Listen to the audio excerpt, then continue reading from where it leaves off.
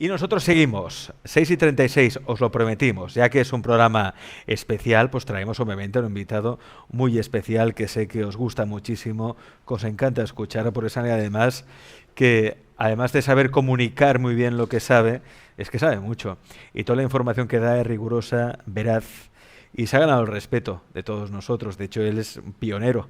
Yo creo que hoy por hoy no se puede hablar del periodismo del misterio sin hablar de Enrique de Vicente, fundador, entre otras publicaciones, de Año Cero, que es precisamente ahora mismo uno de los medios también por el que sale este programa. Así que, sin más dilación, vamos a saludar a Enrique de Vicente. Enrique, bienvenido. Hola, muy buenas tardes. Dime por favor si se me escucha, Frank. A ver, Se te Alex, ¿se me escucha? escucha perfectamente, Enrique. Vale, Genial. perfecto. Se te Que escucha ante muy bien. todo, muchas felicidades, moltes felicitats a todo el equipo, a Francisco, a ti, a todo el equipo. Y que sigáis así durante, no 1000, durante 2000 y 20.000 programas. Y que tú lo veas con nosotros, Bueno, como, Enrique. como ha Para el seguido programa Año 5000 Cero, te quiero también. que ya sabes que Año Cero cumple este año 30 años. 30 años.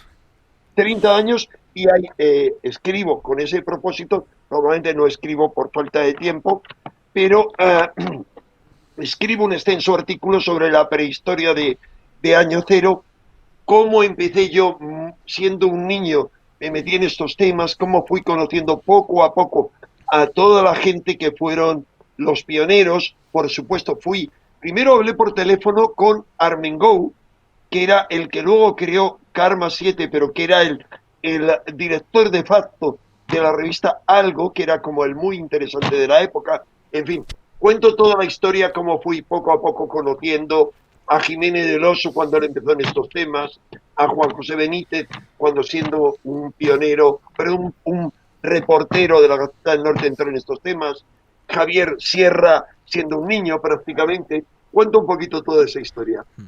De hecho, Enrique, tú abriste Perdón, el también, camino. también Sí. Darbó, ¿eh? ¿Cómo Y conocí a Sebastián Darbó? Darbó, claro. Pero ¿cómo le conocí cuando él era el secretario del gran mentalista español, el profesor Fassman, que acudieron a la cena fundacional de la revista Karma 7 en el restaurante Nit y Día de Barcelona? Yo estaba viviendo en Barcelona entonces, porque yo viajaba mucho con la empresa en la que más tiempo he trabajado en estudios de mercado. Yo me perdía todo lo que podía y en Barcelona he vivido largas temporadas haciendo trabajos para esa empresa. Y tuve oportunidad ahí de conocer a Fassman y Darbo, que era su entrada en estos temas. Año 71. Sí, sí, si fuisteis auténticos pioneros cuando no había nada en este país, donde incluso hablar de esos temas en este país se podía considerar como una herejía, ahí estuvisteis vosotros, Fernando Jiménez del Oso, Enrique de Vicente, Sebastián Darbó, fuisteis los pioneros, abristeis camino y nosotros simplemente pues, nos hemos limitado pues, a seguir, ¿no? Un poco vuestro ejemplo como referentes que sois. Enrique, hoy, como decíamos en el título del programa, vamos a hablar de la década final. Esta década que se abre, 2020 a 2030, que puede que sea una década decisiva. ¿Por qué, Enrique? Bueno, para mí es una década decisiva, no lo digo ahora, lo he dicho hace mucho tiempo. Y cuando creé mi canal de YouTube, justamente que me comentasteis que ibais a poner ahí abajo Ahora lo mi canal de pondremos. YouTube. Hecho. Vale, no digo porque un poco discúlpame porque es la segunda entrevista que os doy y el problema es que tengo como 40 entrevistas pendientes que les digo no tengo tiempo y como es un poco la petición que les hago a todos. Bien, cuando empecé mi canal de YouTube, ¿qué ocurre? Que en el primer vídeo que hice en septiembre del año pasado está llegando la hora con mayúsculas, ¿cómo le llaman las profecías islámicas a los momentos finales de este ciclo de la humanidad? Pero después de esto hice otro diciendo la década decisiva. En el año 2000 empezaba la década decisiva de la humanidad. En esta década, por mil circunstancias cíclicas, astrológicas y reales, por la situación que se da en la humanidad, será un antes y un después. Nunca en toda la historia de la humanidad habrá un cambio tan brutal como el que va a haber en esta década, sea para mal o para bien. Es decir, sea que sepamos incorporarnos, y no con mucha conciencia, al menos con un poco de conciencia y de intención reevolucionaria, es decir, de dar un salto evolutivo, o por el contrario, las circunstancias nos llevarán, será un shock, pero la evolución avanza, lo queramos o no. Y en este caso se trata de si queremos seguir una evolución mecánica y por lo tanto que Gaia, que la Tierra, que el planeta al que estamos castigando de una forma brutal y en el que amenazamos ya con acabar con toda forma de vida, nos pegue el bofetón, o sepamos nosotros hacer un giro, voluntaria y conscientemente. O sea, la evolución ya no puede ser a partir de ahora mecánica. Es una evolución consciente o seremos barridos. O seremos barridos. ¿Barridos por qué o por quién, Enrique? Por las circunstancias, por nosotros mismos. Vamos a ver. Tú fíjate en cualquier cosa que analicemos. Si este virus fuera, como algunos suponen, algo de laboratorio, sea que se haya lanzado conscientemente, o sea que se les ha escapado, es obvio que es la humanidad en su afán de dominio, en su afán egoico, en su afán económico, que no económico, lo que lo está provocando. Si es, por el contrario, una mutación natural, de natural tiene poco, es debido al estrés brutal al que estamos sometiendo a la biosfera que esto se está produciendo. Vamos a ver, no es casualidad, por ejemplo, hay un montón de rebrotes ahora. Contabilicemos, busquemos información y contabilicemos cómo la mayoría de los rebrotes que ha habido ahora y hace los últimos meses se han dado en mataderos de animales. Cómo lo próximo que nos anuncian en China y también en una portada de la revista The Economist, en la que las élites que la dirigen desde principios de este siglo, la familia Rothschild y otras, pero que ha sido la familia que la ha financiado fundamentalmente desde principios del siglo XX, perdón, no de este siglo, del siglo pasado, nos anuncian una próxima gripe porcina, algún tipo de virus procedente del cerdo. Se están dando en mataderos, luego se están dando en otro tipo de plantaciones, todo tiene que ver con la alimentación. Es una locura, es un estrés tal al que estamos sometiendo a la Tierra, que es un bofetón. Sea como fuere, digamos, de alguna manera nosotros estamos provocando esto. No es un accidente sin más, es que el modelo que tenemos de desarrollo y de evolución no aguanta, no vale más. La Tierra no lo soporta. ¿Habría alimentos en la Tierra para aguantar 10.000 millones de habitantes? Sí, y hasta 15.000. Siempre que, primero, no se tirase comida, como se tira, se destruye casi la mitad de lo que se produce a nivel mundial. Segundo, si no todos quisiéramos seguir avanzando, involucionando, consumiendo de la forma que lo hace una familia media americana. Si en este momento todos los habitantes del planeta quisieran ir al ritmo de una familia media americana, no bastarían 4 planetas como este. O sea, no es un problema que falte alimento, no es un problema que falte agua, falta para el modelo loco, por ejemplo, el hecho de que haya una alimentación carnívora. Yo no soy vegetariano, pero soy totalmente defensor del sistema, de la filosofía y de la praxis vegana, vegetariana en general. ¿Por qué? Pues, entre otras mil cosas, aparte de que estamos sometiendo un sufrimiento tremendo a los animales, no matándoles de la manera que lo hacemos, teniéndoles en campos de concentración y exterminio, desde las gallinas hasta pasando por las ovejas a los cerdos, en campos de concentración. Veamos reportajes, no pueden moverse, es la gran masacre. En el futuro será visto eso también, pero sobre todo la masacre a la que sometemos a nuestros hermanos menores, los grandes simios, los primates evolucionados. Están experimentando con ellos las vacunas, los medicamentos, cometiéndose verdaderas salvajadas. En el futuro, lo que digo ahora sonará, como casi todo lo que yo digo, como las palabras de un loco. pero en el futuro eso será visto de forma tan terrorífica diciendo, qué horror lo que hacían y pensaban nuestros antepasados, como cuando pensamos ahora que en el pasado se decía que las mujeres no tenían alma. En la época de Jesús, la mujer era como un Kleenex, era lo último. Jesús fue un revolucionario que tuvo a las mujeres a su lado, que tuvo seguidoras en igualdad con los hombres, casi en igualdad.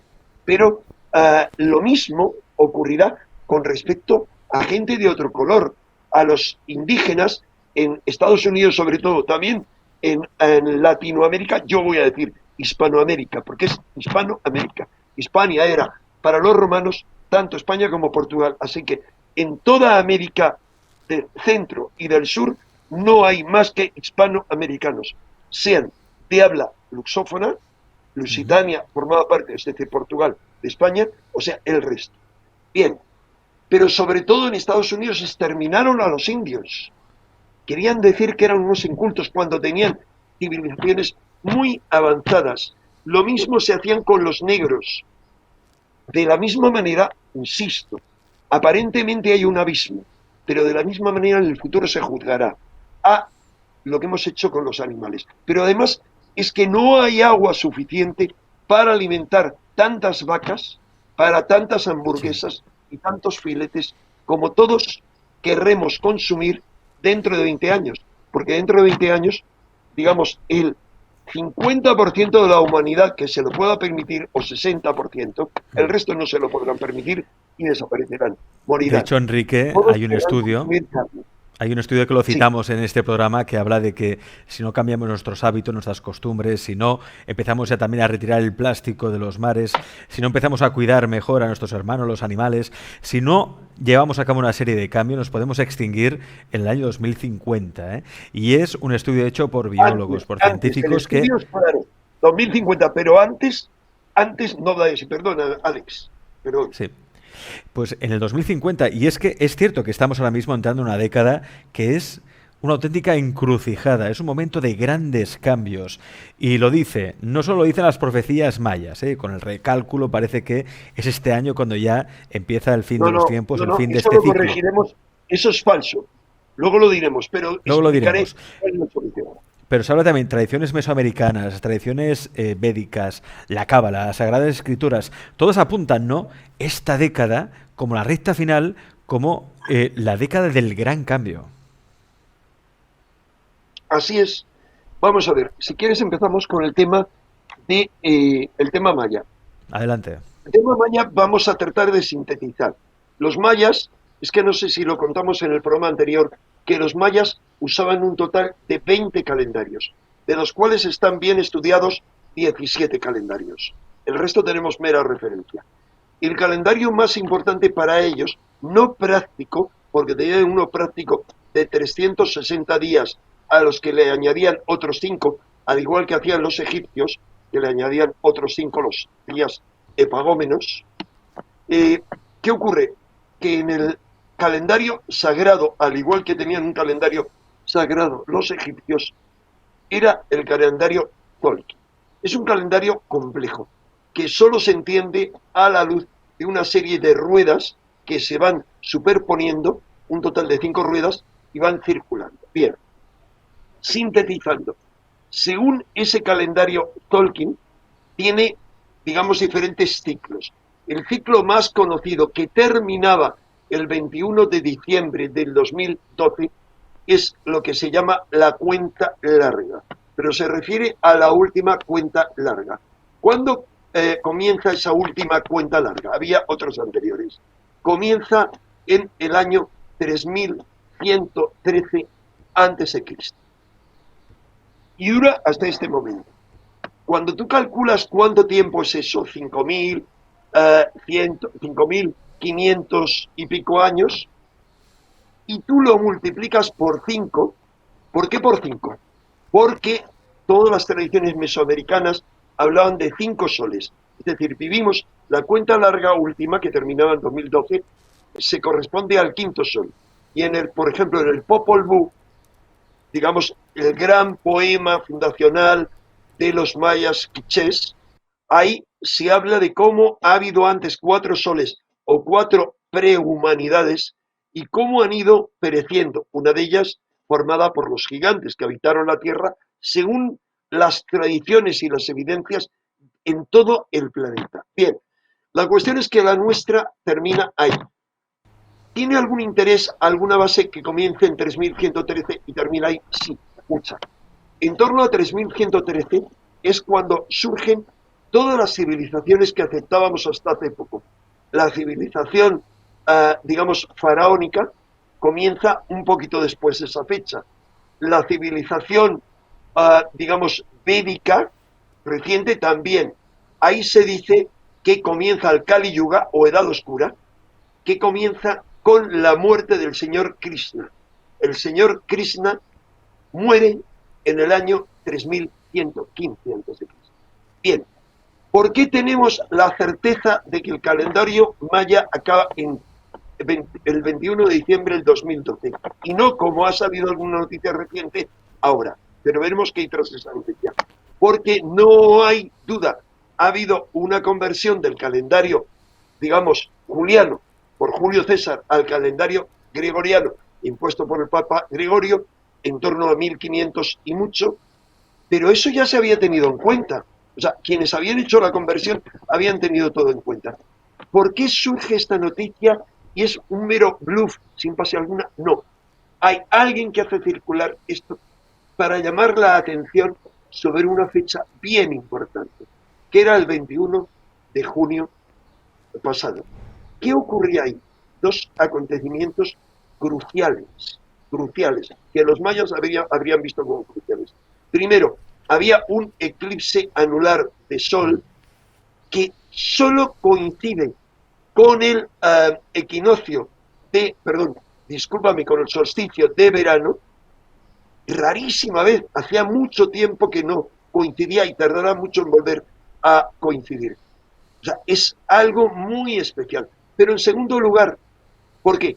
Porque conociendo, digamos, los ciclos, es un tema muy complejo que habéis tocado aquí muy parcialmente con un verdadero sabio, con un cabalista, el cabalista que anunció, Aaron Schlesinger. Sí. ¿Cómo se llama, perdón? Aaron Schlesinger. Sí, Schlesinger. Bien, él explicaba brevemente, sin extenderse porque es muy complejo, hablaba de los ciclos, digamos, de la tradición judía. Y cómo él, gracias a esos ciclos, sabía que iba a haber una crisis económica en 2020. Bien, entonces, solo apuntando a uno de esos ciclos, es un ciclo de 7 años. 7 años es lo que se llama, sintetizo, dentro de la tradición profética judía hay muchos ciclos muy distintos, pero es lo que se llama una semana de 7 días, que son 7 años.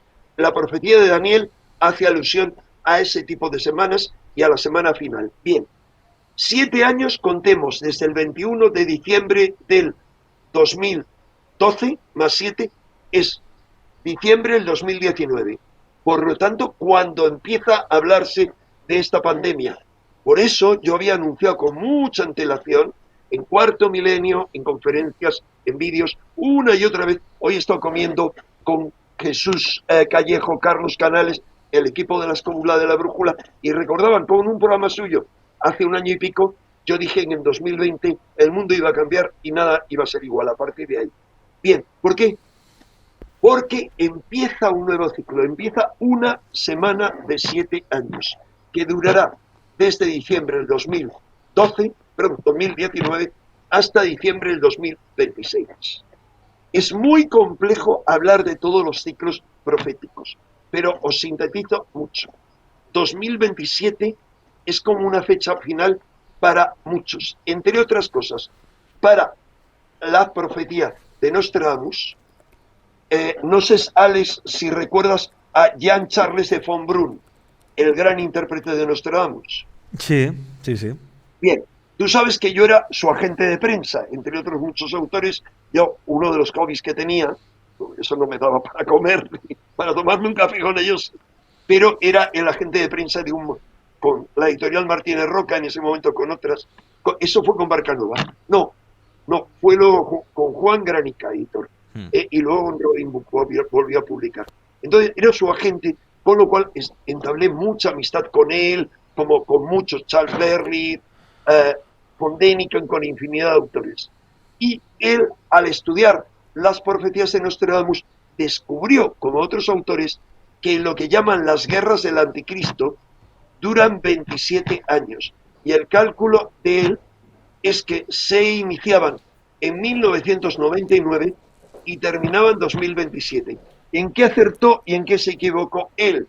Acertó en que no en 1999, que ya había empezado Bin Laden con sus batallas en 2001, ocurrió el 11 de septiembre, bien, 2027. Según los mejores intérpretes de la profecía de San Malaquías, el padre, el jesuita Igartúa, entre otros, al estudiar la profecía de San Malaquías, y a esto hay que dedicarle un programa, Sí. Al estudiarlo, hay una proporción áurea, que es la única forma de establecer un cálculo, hay esa, y luego ver que más o menos en la profecía de los papas hay un papa que se llama Axis Immediate Signum, o sea, el eje en medio del signo. Eso significa en medio de la profecía. Bien, tú calculas hacia atrás y hacia adelante de ese papa y eso te permite calcular. Es un cálculo especulativo, pero, insisto, es complejo de explicar. Te lleva a 2027.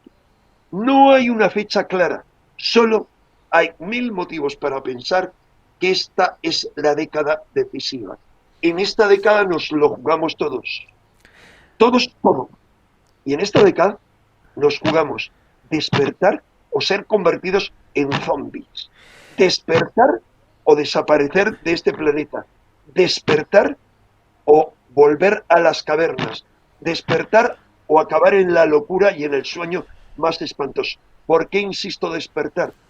Porque la única posibilidad de sobrevivir es despertar, es mantenerse alerta y es mantenerse sobre todo por encima de todo el tsunami que viene, cosa que vengo avisando hace muchos años, y sobrevivir a ese tsunami. Siempre la evolución ha funcionado así. La evolución no es una cuestión de masas. Las masas no van a despertar nunca. Las masas en ningún paso evolutivo, nunca en la evolución se ha dado a nivel masivo. Siempre unos pocos han empezado el salto evolutivo. Depende de que uno haga los esfuerzos y es muy difícil. Yo mismo me encuentro a años luz todavía de eso, de incorporarse y dar el salto evolutivo, empezar a dar el salto. Siempre unos pocos. Ahora, ¿por qué es eso desaparecer? Es continuar como una especie ya en vía de extinción, porque Sí. siempre se ha dado así. O entramos en la nueva humanidad o empezamos en la involución. Esa misma involución que barrió a humanidades anteriores a la nuestra, aunque no seamos capaces de reconocerlo, aunque al sistema establecido y a los señores que dominan ese sistema no les interese. Por ejemplo, De la hecho, publicación. sí. De hecho, Enrique, se habla o se atribuye a Nostradamus la profecía del el estallido de la Tercera Guerra Mundial, una guerra devastadora de 27 años que estallará entre dos grandes superpotencias mundiales después del surgimiento del llamado Anticristo. Yo he podido entrevistar a canalizadores que me han dicho que el Anticristo existe y que está entre nosotros. Tú que has ¿Y cómo estudiado se la llama? figura del ¿Cómo Anticristo, se llama Enrique, según los ¿existe como tal? canalizadores? ¿Cómo se llaman? El anticristo según los... ¿Quién es? Según los canalizadores. Bueno, según estos canalizadores me dicen que es el nuevo rey del mundo. Ninguno se atreve, ¿eh? Pero yo lo ¿Cómo se pregunto, llama? ¿eh? Les Esto lo pregunto, ¿quién tenemos, ¿no? es? Y no me lo dicen. No sueltan prenda. Nunca se atreven a decírmelo. Pero sí, el rey de Inglaterra, dicen. O sea, quien va a suceder a la reina de Inglaterra. Podría ser el anticristo. Permíteme que me ría. Vamos a ver.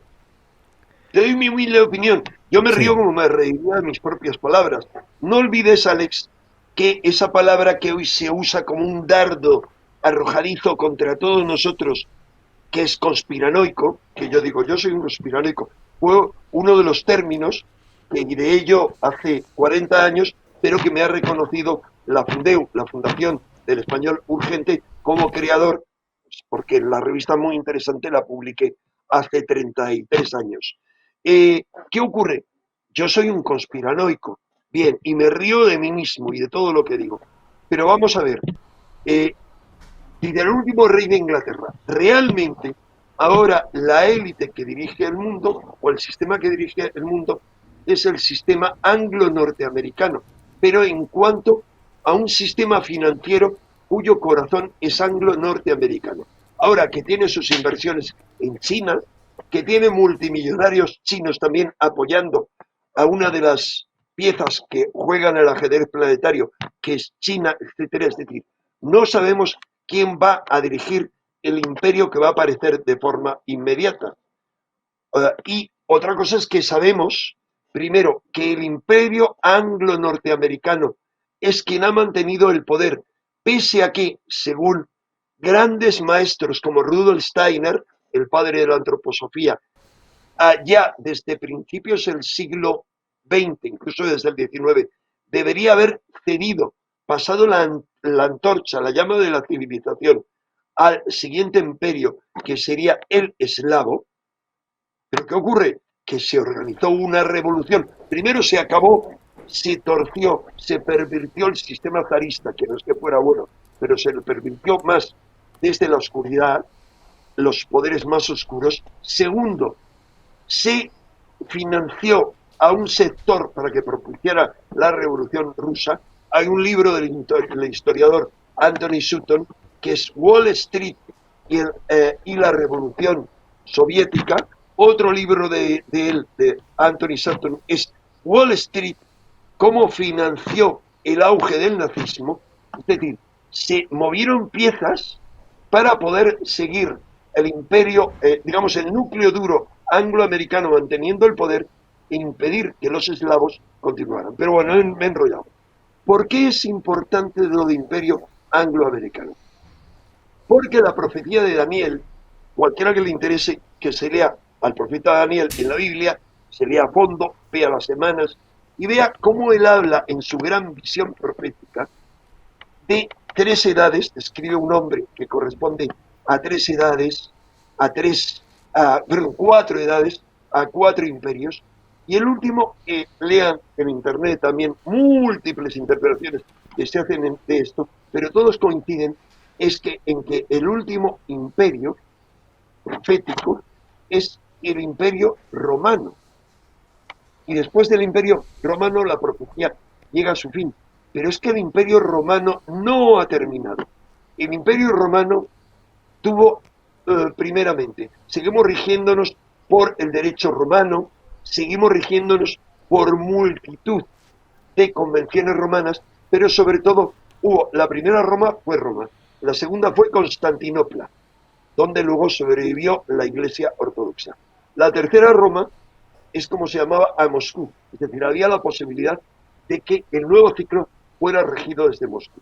No el Moscú, por supuesto, de la Revolución Rusa, menos el de Lenin, que acabó con todos sus rivales, los liberales, los socialdemócratas, los anarquistas, los eliminó a todos. No, no era ese imperio.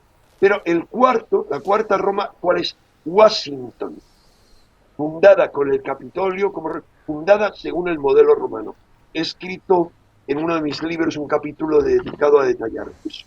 Continúa, por lo tanto no es loco lo que dice, es un rey de Inglaterra, no es ninguno de los descendientes de sangre de la reina, no. Yo ya lo dije en otro programa y quien quiera que investigue por ahí. La clave es lo que dice para mí. Nostradamus es Mabus. Ma-Us. Bien, de todas formas, ¿podemos hablar de un anticristo? No. Sí. Porque una cosa es el nombre de la bestia. Cuando uno estudia a fondo el Apocalipsis es muy complejo de estudiar. Pero en el Apocalipsis se dan descripciones simbólicas de multitud de cosas. Por ejemplo, se habla de la bestia, de la prostituta de Babilonia, se hablan de un montón de cosas y se hablan de las 10 cabezas, 7 coronas que hace falta interpretar en base a papas. Insisto, es muy complejo. En otra ocasión podremos hablar de ello también. En mi canal de YouTube lo voy a repetir, puesto que he visto que no sale aquí abajo, según Sí que lo hemos habíamos puesto, Enrique. obtenido. Perdón, ahora sí, disculparme. Perdón, es que lo tengo que decir porque tengo esas 20 entrevistas pendientes y muchos me van a decir, no, es que has dado una segunda entrevista a Pandora sin concedérnosla a los que teníamos pendiente. Bien, falta material de tiempo. Al igual que, luego si queréis os lo cuento como anécdota, porque yo estoy haciendo esto desde mi portátil, porque el ordenador nuevo que compré ha estallado, no por un ataque, porque me metí en una página china que no debía meterme. La cuestión es, ¿Cómo? siguiendo Enrique, con lo Enrique, que perdona. estaba... Enrique, Sí, ¿tu ordenador estalló porque te metiste en una página no, no, sí, china pero eso si buscando queréis lo cuento información a que no continuación. debías? Termino de contar esto Sí, sí, brevemente. perdona, La adelante. cuestión es que hay demasiadas cosas en el Apocalipsis, pero hay demasiados, y otro día que hablemos os mostraré un libro de alguien que ha votado a Trump seguro, pero que hace 10 años explicaba cómo, según un montón de investigaciones suyas, no recuerdo ahora cómo se llama, um, Apolión. Apolión, que es uno de los nombres que recibe, digamos, el anticristo, Apolo, Apolión, o Abadón. Apolión es otro nombre que recibe Abadón el exterminador, o sea, el ángel del que habla el Apocalipsis. Abadón el exterminador aparece. Hay todo un montón de descripciones, insisto, el Apocalipsis es muy largo y complejo de descifrar. Pero en suma, todo apunta a esta década. Has mencionado una guerra de 27 años. Cuidado, esa guerra de 27 años, cuando uno estudia a fondo Nostradamus, no es algo que ha empezado seguro, seguro. O sea, que ha empezado, no hay duda. Ahora, otra cosa es saber si ha empezado. Cuando empezó, hay una discusión. Yo en Año Cero escribí hace años un largo artículo sobre el tema. Cuando las primeras guerras de Bin Laden, si empezó en 2001 o cuándo empezó. Lo más lógico sería decir que ha empezado en 2001, el 11 de septiembre, pero no está claro en absoluto. Es decir, si fuera así, 27 años, que empiezan 2001, nos llevaría hasta el 2027. Ahora, cuando se habla de una guerra larga, te voy a dar una primicia, Alex. Sí. Una primicia documentada, que detallaré cuando tenga tiempo en el canal de YouTube. No tengo tiempo porque, entre otras cosas, pasado mañana me marcho a Cádiz a dar 4 conferencias que lamentablemente hace ya mucho tiempo están copadas y no hay forma de que entre nadie más.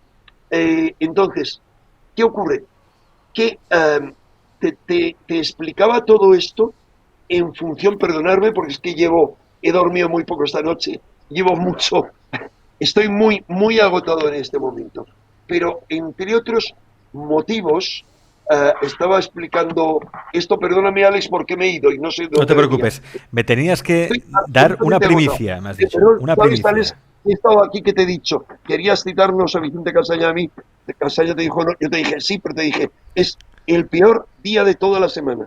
Tengo desde primera hora de la mañana, vengo ahora, dime, Alex. Te No, dije, Enrique, la primicia. Me querías dar una primicia. vale. Entonces, ¿cuál es la primicia? Vamos a ver. Se habla de los Illuminati locamente, pero la gente lo que ignora, bueno, la historia de los Illuminati es compleja. Y lo que se habla de los modernos Illuminati, la gente lo que no tiene ni idea es que existió realmente una orden esotérica, iniciática, de cierto nivel, de alto nivel diría yo, fundada por el profesor, ahora te diré, porque me he olvidado totalmente del nombre, pero te lo diré, que fue gran maestre del Gran Oriente de Italia y, y de la Gran Logia Italiana. Entonces, te diré, es profesor Giuliano Di Bernardo.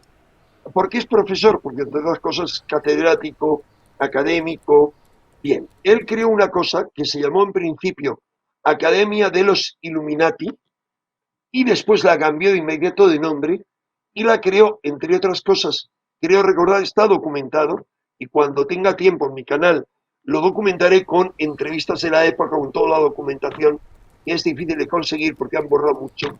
La fundó con un supuesto gran masón español muy conocido, que fue en su momento y sigue siendo muy políticamente muy conocido, y cuando este español y no me preguntes por el nombre porque habrá muchos que se lo imaginen, siendo banquero conocido, se le dio un título de doctor honoris causa por una universidad española de Madrid.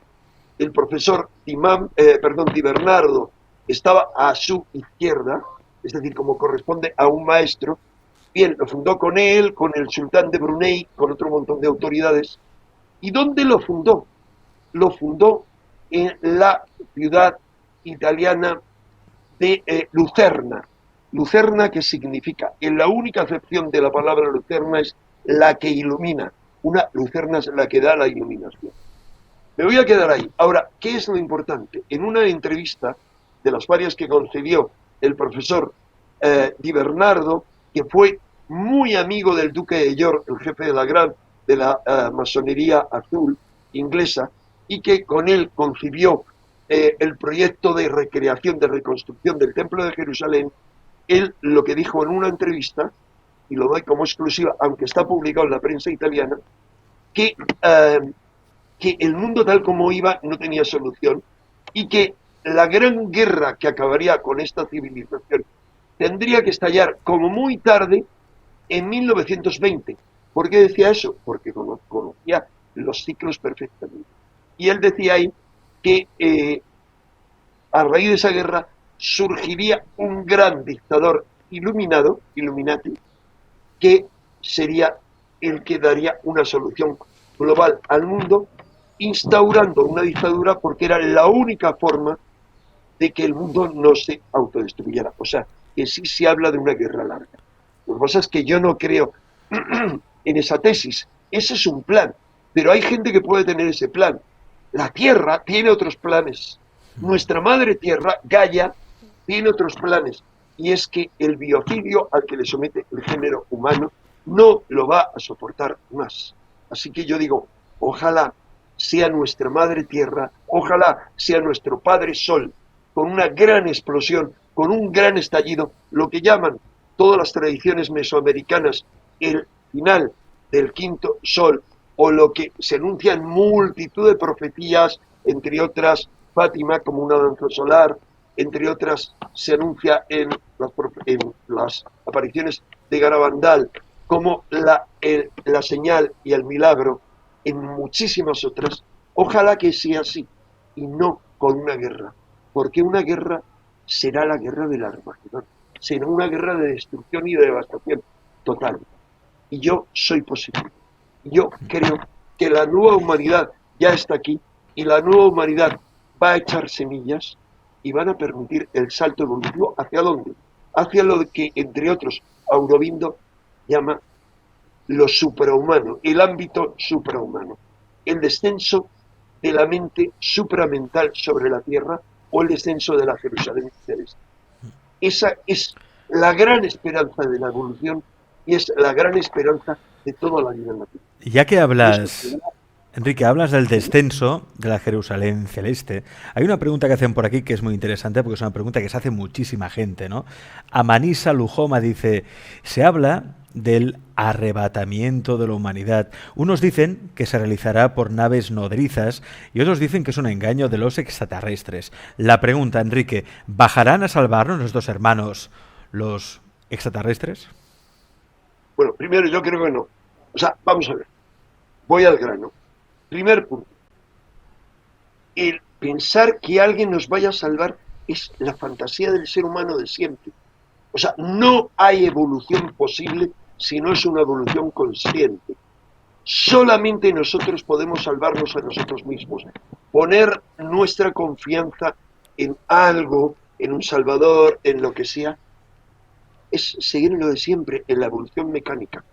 Otra cosa es que surja alguna figura, un líder mesiánico, nada que ver con un rey del mundo, con una figura de poder, nada que ver, una figura de alta vibración espiritual y que solo nos convenza con su alta vibración. Y por supuesto, al margen, totalmente al margen y considerado enemigo por cualquier sistema de poder, es una posibilidad que, cómo no, siempre ha habido los avatares. Los avatares siempre se han presentado a lo largo de la historia de la humanidad. Los grandes avatares los medianos avatares y los pequeños avatares. ¿Qué es un avatar mediano? Para mí, por ejemplo, pongo un ejemplo porque es muy conocido. Se habla del conde de Saint-Germain cuando estuvo antes de la Revolución Rusa intentando frenarla, modificarla o gestando con sus discípulos la gloriosa Revolución Americana. La construcción de lo que hoy es Estados Unidos, que se debió a iniciados y en parte, sobre todo, a dos discípulos del conde de Saint Germain. Pero en su encarnación anterior de este avatar, Francis Bacon, lo mismo. Hay otros, hay muchos otros avatares. Hay grandes avatares, como para mí el mayor fue Jesús, pero otros fueron Buda, fueron el profeta Mahoma. Hay ese otro tipo de avatares. ¿Hubo la posibilidad en el siglo XX de que surgiera un avatar? Claro que la hubo. Era el avatar Krishna, y no solo Krishna, sino hubo la posibilidad de que alguien, un cuerpo físico, como fue el llamado Krishnamurti, encarnara y, digamos, varios espíritus, varias fuerzas, incluida la fuerza crística.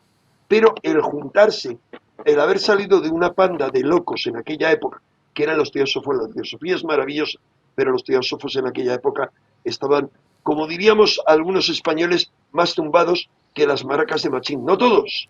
Anibesan era maravillosa, pero... Y él tuvo muchos ataques, su hermano muy querido murió y no siguió adelante. Bien, pero si él hubiera seguido adelante, la humanidad habría cambiado. Tenía a un presidente de Estados Unidos y sobre todo a un vicepresidente, Balas, que era el vicepresidente con Roosevelt. Yo he estudiado muy a fondo su historia. No me he podido ir todavía una semana a la biblioteca Roosevelt, que está en Washington, en Nueva York, en el Central Park, a estudiar, pero he encontrado ahí documentos fascinantes que no he podido reclamar y estudiar, como por ejemplo el Pacto Shambhala, entre otras cosas, una cosa alucinante. Estaban plenamente convencidos el vicepresidente Henry Balas, que es el responsable de que es el que da la idea al secretario del Tesoro para que se meta el gran sello americano dentro del billete del dólar, que no se debe a ningún Illuminati, no. A él quien se lo inspira, su maestro y el maestro de Roosevelt, que es Nikolai Roerich, que era, junto con su mujer, el gran mensajero de Shambhala. Bien, había esa posibilidad, estaban esperando que apareciera, decían que volviera el Cristo, pero eso se frustró. Ojalá en nuestra época no se frustre. Me hablabas de extraterrestres. Sin duda, para mí, o sea, estoy plenamente convencido, pero además por estudio y por evidencias, de que están observando.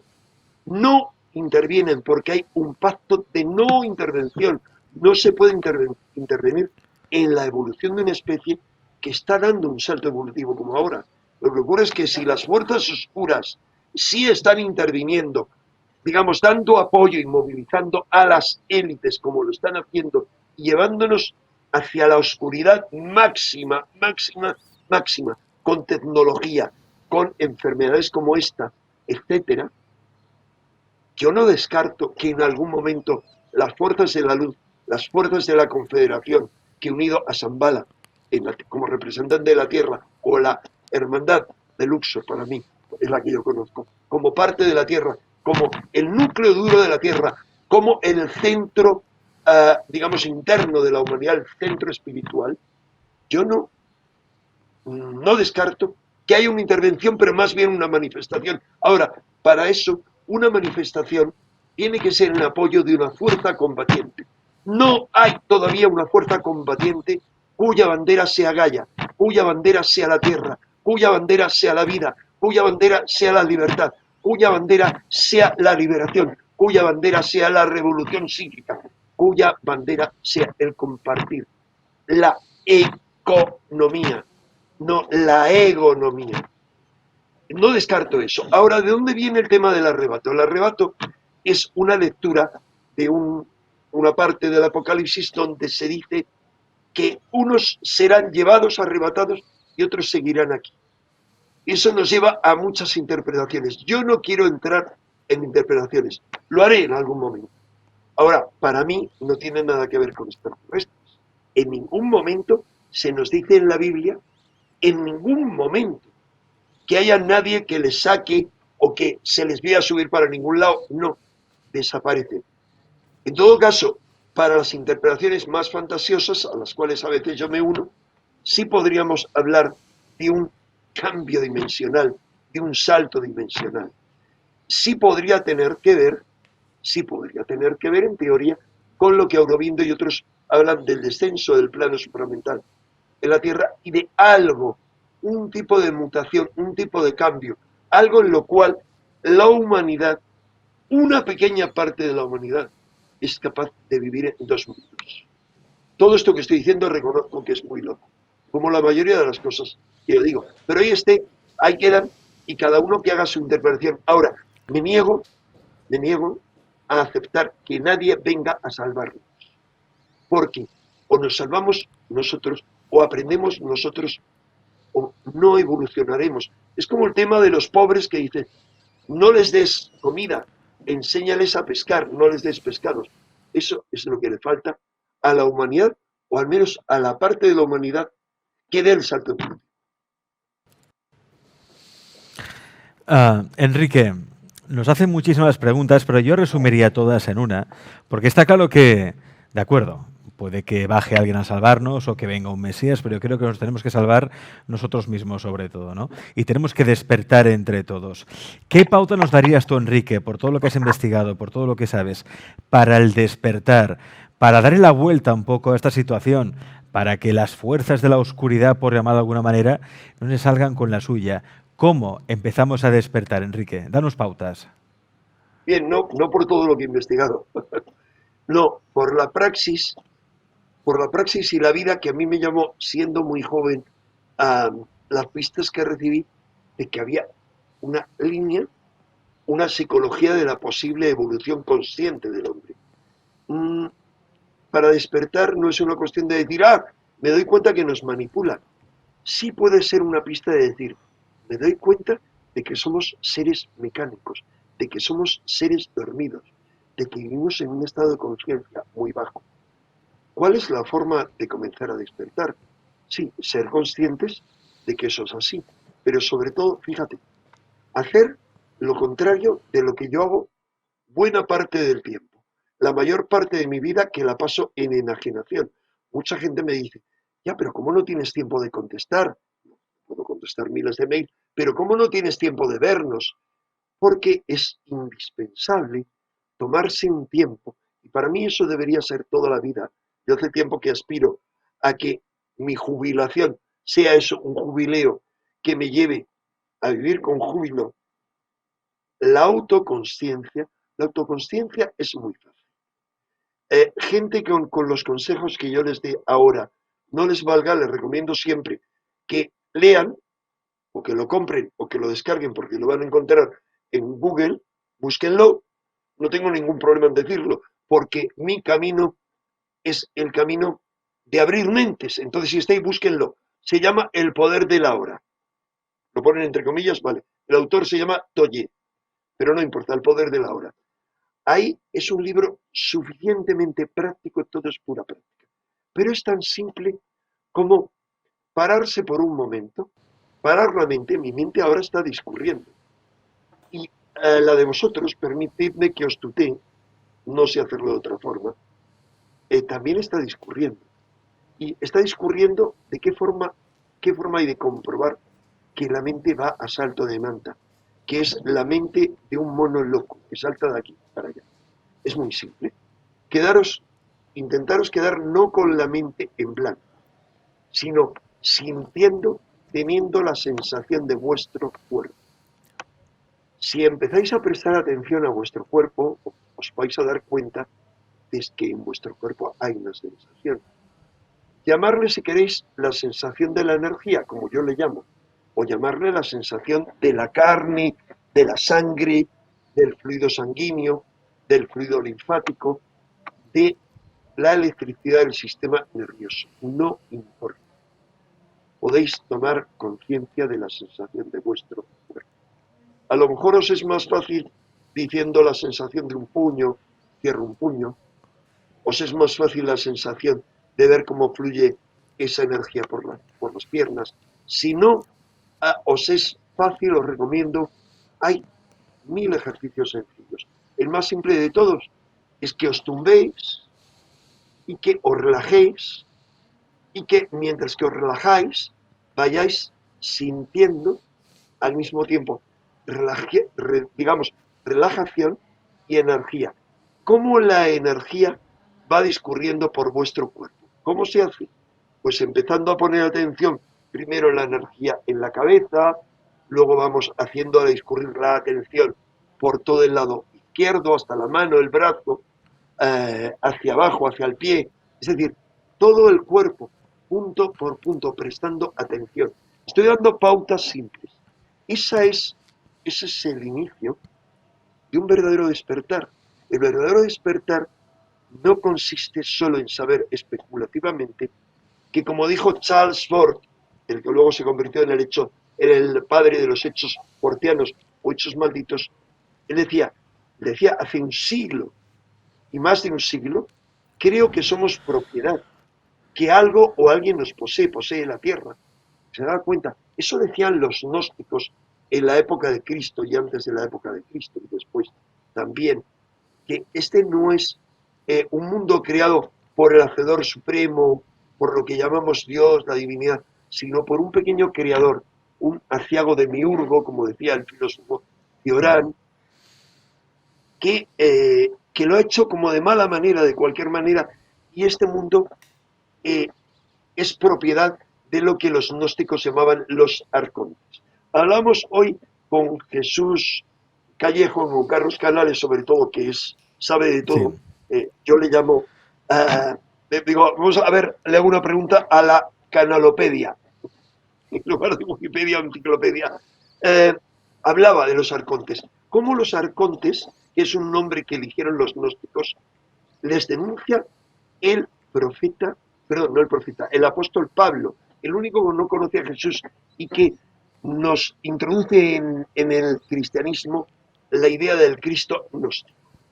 Él dice, nosotros no luchamos contra los príncipes de este mundo, contra la carne y la sangre.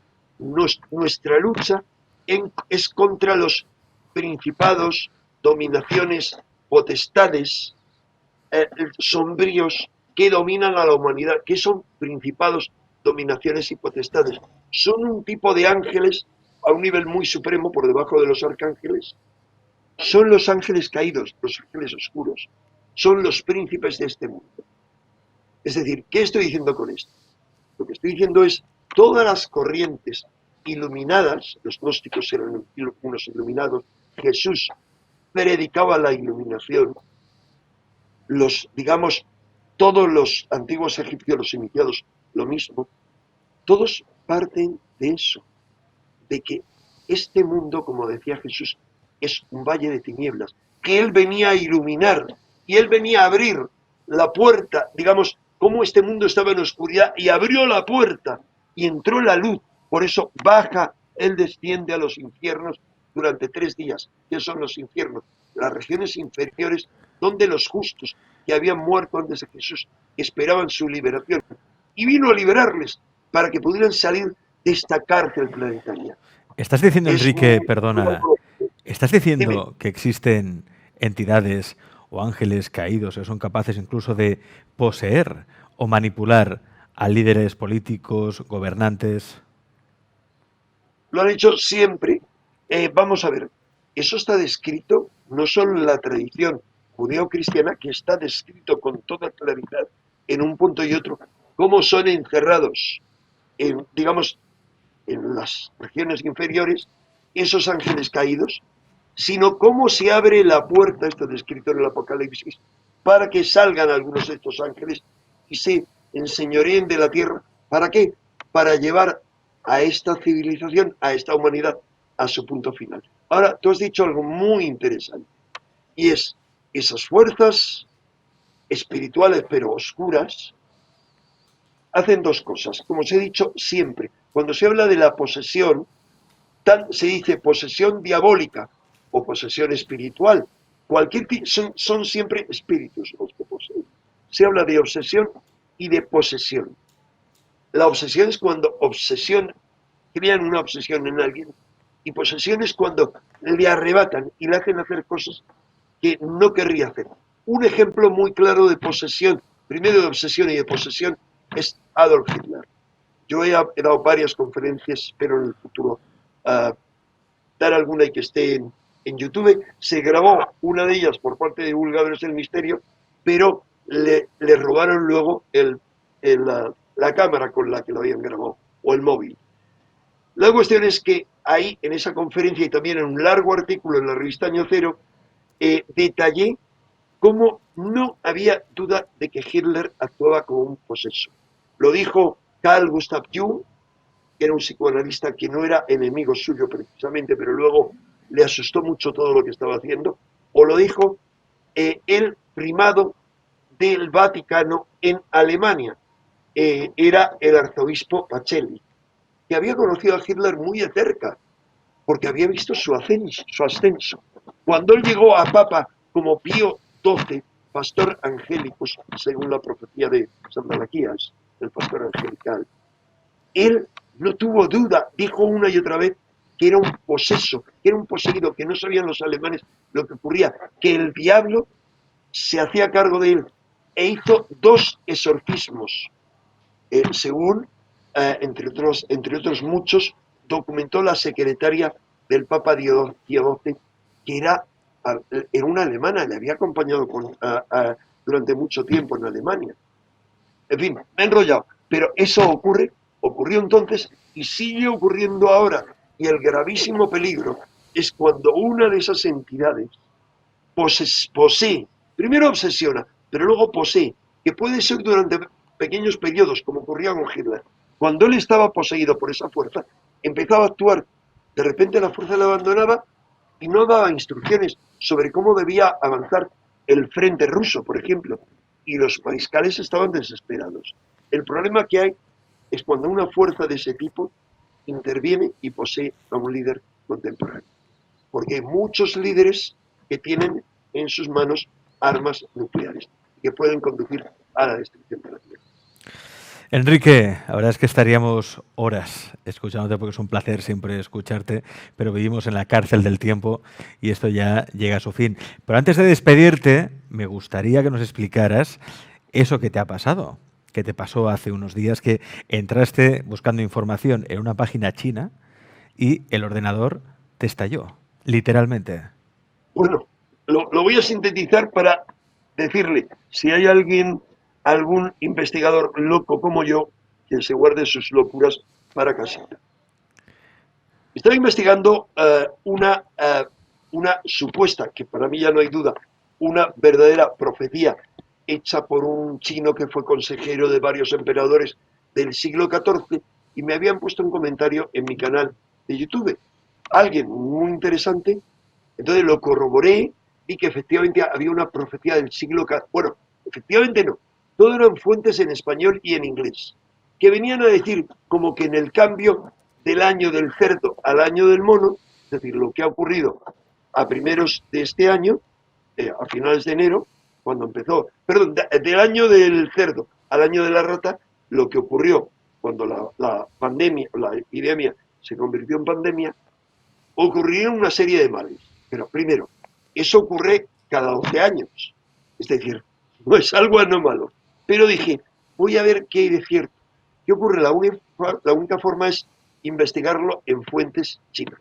Entonces, estoy no tan acostumbrado, pero lo he hecho muchas veces para buscar en fuentes rusas, chinas, no importa. Hoy, gracias a Google y con mucha paciencia, puedes ir investigando y traduciendo. Es un sistema muy complejo.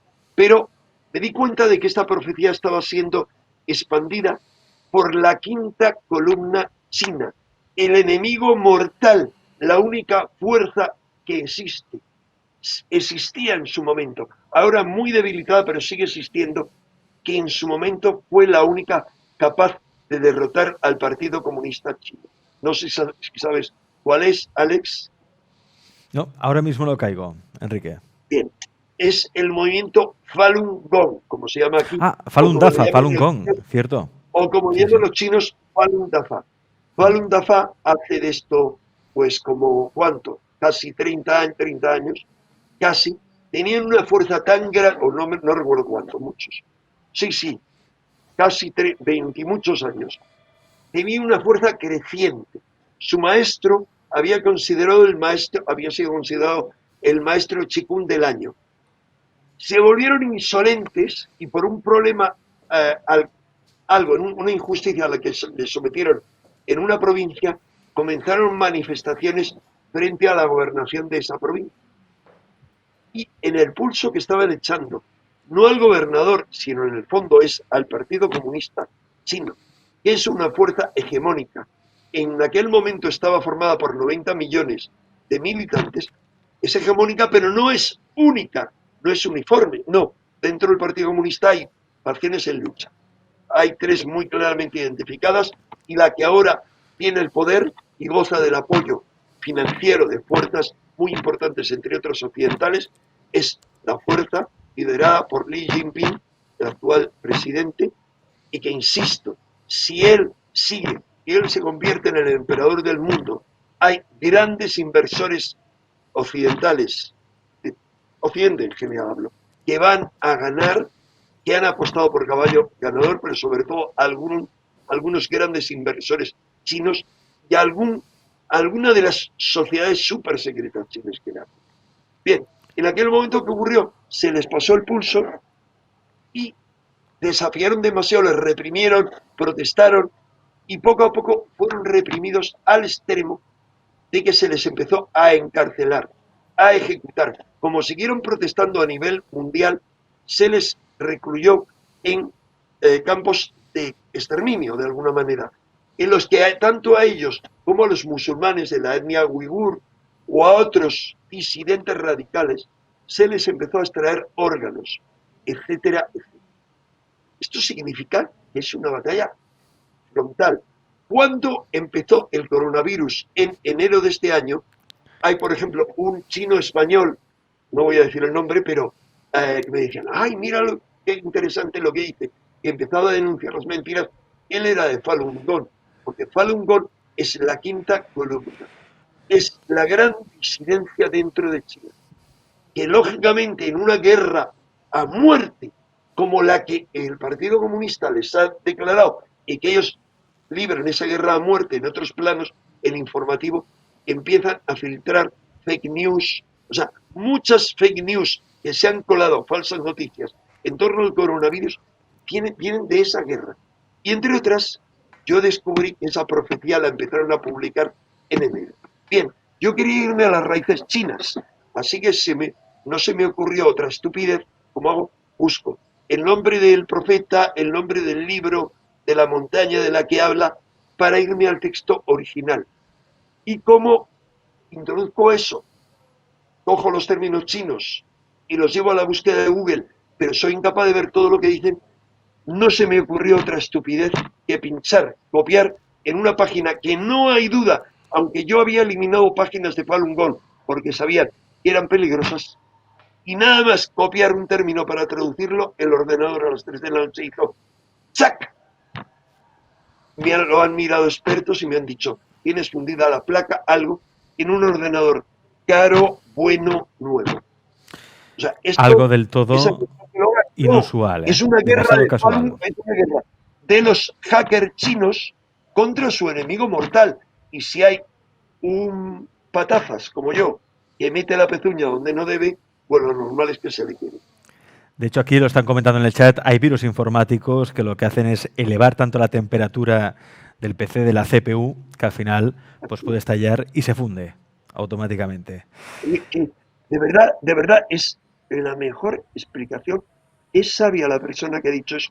Ocurrió eso sin duda de ningún tipo. Me miraron y me dijeron, la corriente está bien, pero no tengo duda de que fue eso.